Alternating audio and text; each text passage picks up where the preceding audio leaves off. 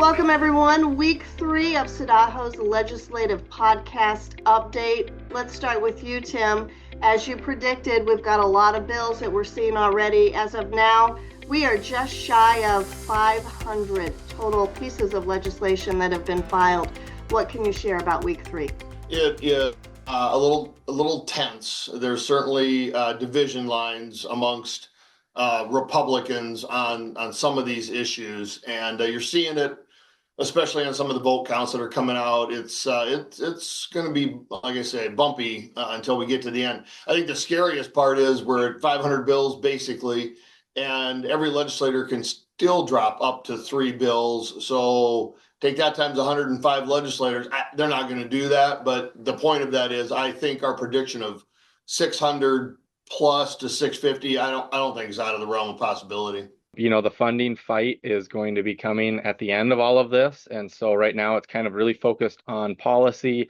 We have had an opportunity, as we talked about last week, to kind of talk about some of our hospital funding methodology. And we anticipate more of the community support providers, nursing homes, assisted living, all of that coming in the weeks to come. Jacob, let's stick with you as we begin this talk on House Bill 1044. This is the Rural Health Transformation Fund bill. It made it over the finish line. What can you share? The governor's office really pushed this in his State of the State address, that he wanted to get this done. It was a top priority for them, and it was a top priority for us. So it was really nice to be aligned, with the executive branch on that one, and working hard on both the House and Senate side to get it done. We were, anticipating maybe a closer vote on that, and I think that's really optimistic to see that we had a lot of folks realizing, even if they maybe didn't fundamentally believe, in the federal government putting out more dollars, they did believe in rural healthcare in South Dakota, and they wanted to help out all of our providers and all of you. So very happy to see that, and it was signed yesterday. They had a bill signing for that. So more to come as that rolls out, but excited to see that first big step forward. House Joint Resolution 5002, this would have gone to the voters of South Dakota to repeal Medicaid expansion. What happened? And really the arguments were, one, we just did this 4 years ago. Why are we changing the will of the voters already? And two, there's already a Medicaid expansion, a 9010 FMAP freeze bill in the hopper, ready to go. And so just didn't want to confuse people. And anyway, great effort to stop that. I think we feel really good about that. That was a real nice win to get out of the week. And I think the last important piece of that for those listening is it shows that there's about 40 to 43 legislators that I think will be helpful to us on some of these really egregious healthcare issues that we're going to talk about shortly that are coming.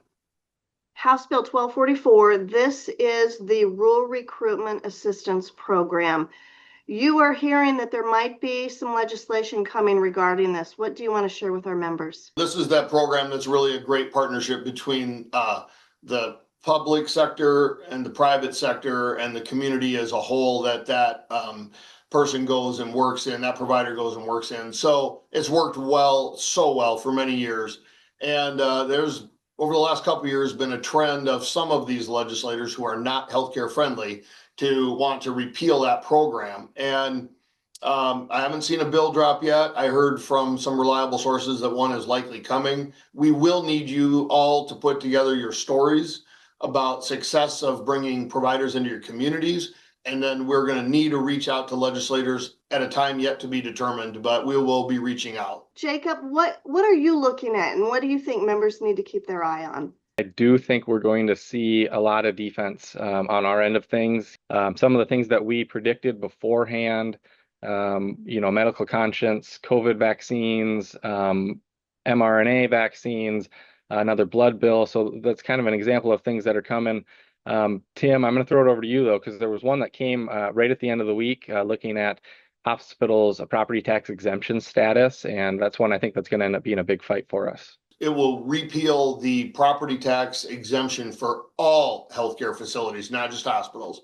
And so I feel like we probably can defeat that in committee, but it's going to take a strong effort, not only by our team and our peer team, but all of you reaching out to your legislators saying, what are you doing? You want to close hospitals? Let's just do that. And you know the message and why it's important not to repeal that. So I strongly encourage you today, over the weekend, reach out to your legislators and let them know, do not mess with property tax exemption on healthcare facilities. And that will wrap up our Week 3 Legislative Update podcast. Thanks to both of you for all you do, staying in peer and keeping everyone engaged. We'll see you all next week.